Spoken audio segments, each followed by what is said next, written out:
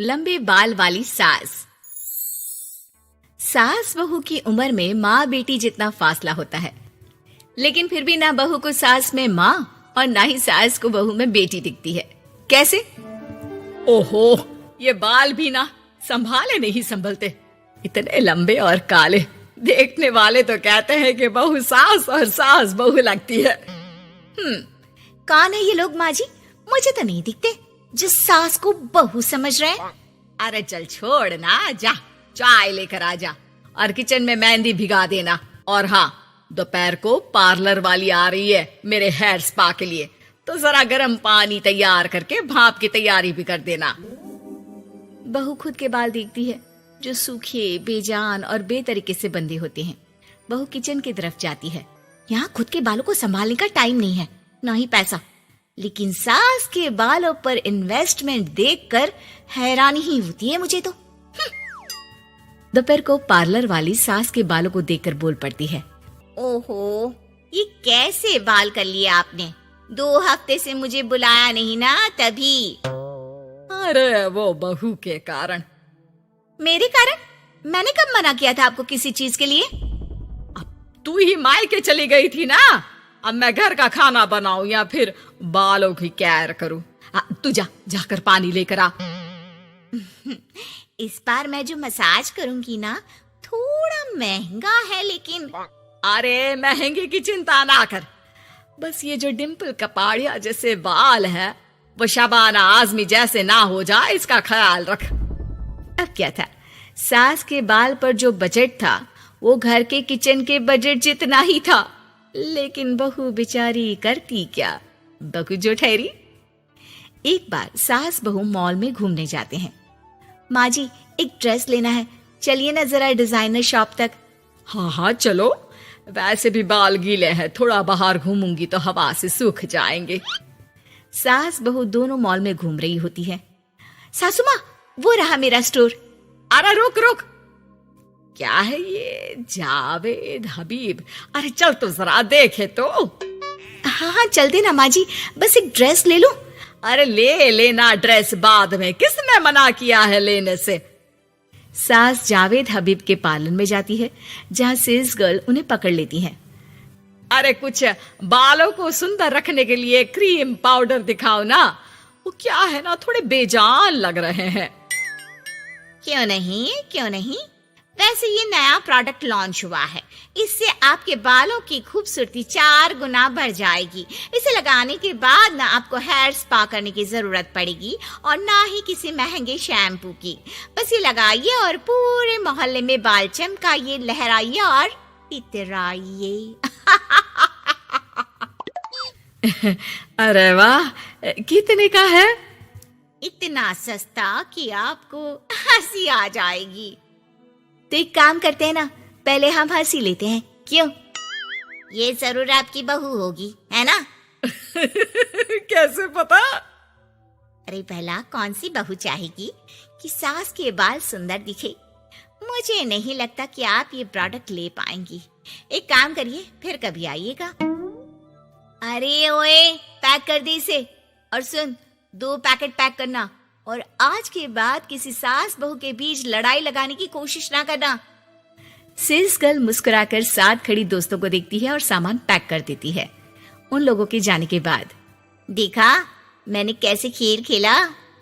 बहू मानती तो मुसीबत, और ना मानती तो भी मुसीबत। वहीं सामान लेकर सास भी खुश बाहर निकलकर बहू से कहती है, अरे वाह बहू, अब देखना मेरे बाल ना और ज्यादा सुंदर हो जाएंगे। अब तो लोग मुझे देखकर जलने लगेंगे।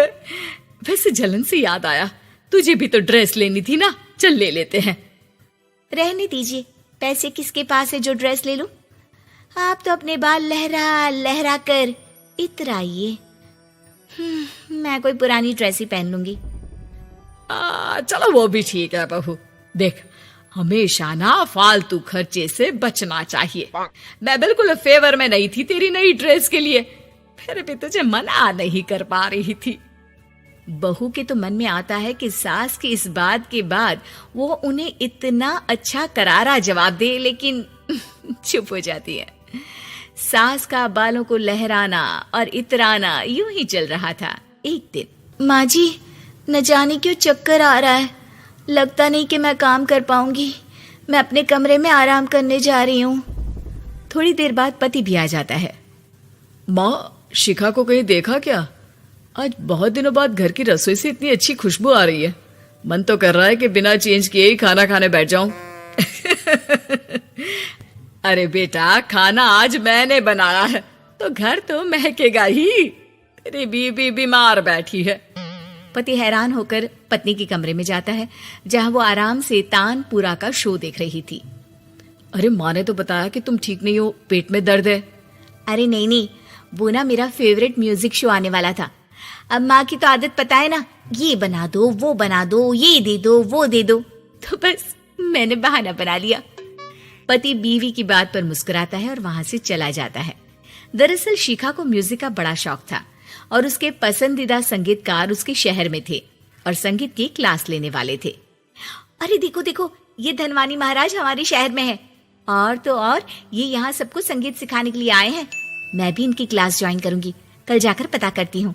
सास और पति भी शिखा की बात पर खुश हो जाते हैं, लेकिन अगले रोज जब शिखा वहां से वापस आती है तो उसका मुंह उतरा होता है। अरे क्या हो गया? तेरी शक्ल देखकर क्या उन लोगों ने तुझे लेने से मना कर दिया?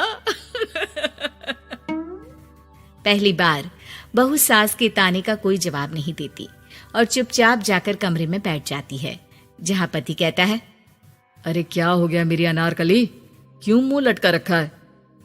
अरे कुछ नहीं, बस ऐसे ही। सास कमरे के बाहर जाकर खड़ी हो जाती है। अरे मुझे तो बताओ, क्या हो गया?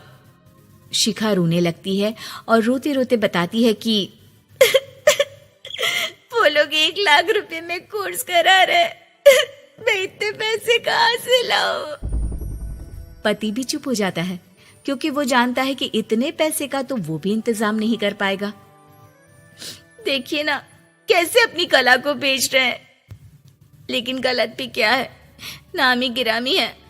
अरे कोई बात नहीं शिखा, मैं कोशिश करता हूँ किसी से उधार लेने की। जब कोर्स करके तुम खुद की क्लास खोलना, उससे जो पैसे आएंगे उससे फीस भर देना। पति कई लोगों से बात करता है, लेकिन उसे कहीं से पैसे नहीं मिलते। शाम को मुंह लटकाकर पति घर आता है। मैंने काफी कोशिश की, लेकिन कहीं इंतजाम नहीं हुआ। अरे कोई बात नहीं, मैं भी ना क्या करूंगी म्यूजिक सीखकर। वैसे भी कल आखिरी दिन है पैसे जमा करने के लिए। अब इतनी जल्दी कहाँ से आने वाला है पैसा? लेकिन अगले दिन, बहू ये ले पैसे, जा जाकर अपना नाम लिखवा दे संगीत की क्लास के लिए। बहू इतना सारा पैसा देखकर दंग रह जाती है। अरे माँ जी, आप कहाँ गई थी अभी, और ये इतने सारे पैसे कहाँ से आए? सास मुस्कुराकर पीछे मुड़ती है और बहू को अपने सर के बाल दिखाती है, जो अब छोटे छोटे होते हैं। मैंने ना अपने बाल उस विदेशी कंपनी को बेच दिए, जो बाल के बदले में पैसे देती है। अब मेरे बाल थे ही इतने सुंदर के 1 लाख मिल गए, वरना तेरे बालों का तो कोई 500 भी ना दे। बहू को सास की बात से रोना आ जाता है। वो सास के गले लग जाती है। लेकिन कोई मुझे करोड़ों भी दे ना, तो भी मैं इतनी अच्छी सास ना दूं।